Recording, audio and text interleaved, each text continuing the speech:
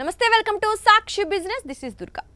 డబ్బు విషయంలో ఎప్పుడు ఏ అవసరం పడుతుందో చెప్పలేం.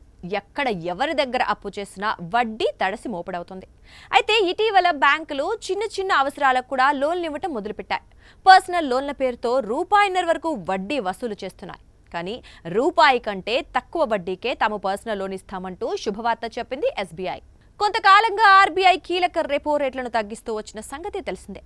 లాస్ట్ ఇయర్ ఏకంగా 125 బేసిస్ పాయింట్ల మేర రెపో రేట్ను తగ్గించగా బ్యాంకులు అందుకు అనుగుణంగా రెపో ఆధారిత వడ్డీ రేట్లను తగ్గించాయి. రెపోకు లింక్ అయి ఉన్న personal loan, home loan, vehicle loan వంటి వాటి వడ్డీ రేట్లు తగ్గుముఖం పట్టాయి. ఈ క్రమంలో ఎస్బీఐలో కూడా లోన్ వడ్డీ రేట్లు తగ్గాయి. గతంలో కంటే తక్కువ వడ్డీ రేటుకి ఇప్పుడు లోన్లు లభిస్తున్నాయని చెప్పొచ్చు. ఇక ఎస్బీఐలో పర్సనల్ లోన్ అనేది 2 ఏళ్ల టెన్యూర్ MCLR కు లింక్ అయి ఉంటుంది.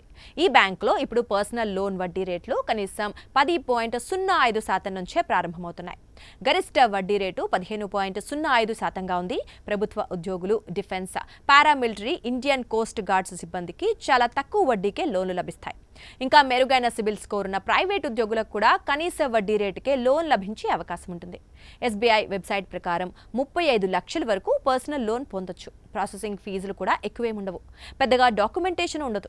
హిడెన్ కాస్ట్స్ ఏమీ లేవు. ఇప్పుడు మనం ప్రారంభ వడ్డీ రేటుతో, అలాగే 11%, 12% వడ్డీ రేటుతో 5 లక్షల పర్సనల్ లోన్ తీసుకుంటే ఈఎంఐ ఎంత చెల్లించాలో చూద్దాం.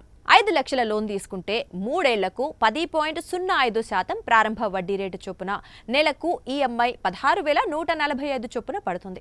మొత్తం టెన్యూర్కు 81,232 వడ్డీ చెల్లించాల్సి వస్తుంది. ఇక ఇదే 11% వడ్డీ రేటుకు చూస్తే నెలకు ఈఎంఐ 16,369గా ఉండగా మొత్తం వడ్డీ 89,297 చెల్లించాలి.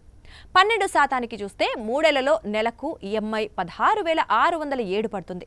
మొత్తం వడ్డీ 97,858 పడుతుంది. చివరగా ఎస్బీఐలో పర్సనల్ లోన్ కోసం మీరు చూస్తూ ఉంటే కాంటాక్ట్ సెంటర్ నుంచి మీకు తిరిగి ఫోన్ కాల్ రావాలి అంటే 7208933142 నెంబర్కు మిస్డ్ కాల్ లేదా 7208933145 నెంబర్కు పర్సనల్ అని SMS చేయాలని బ్యాంక్ వెబ్సైట్లో పేర్కొంది. సాక్షి టీవీ ప్రసారాలను నిలిపివేయడం చట్టరీత్యా నేరం. సాక్షి టీవీ ప్రసారాల కోసం మీ స్థానిక కేబుల్ ఆపరేటర్ని వెంటనే సంప్రదించండి. DTHలో, ఇంటర్నెట్లో కూడా సాక్షి టీవీ ప్రసారాలను వీక్షించవచ్చు.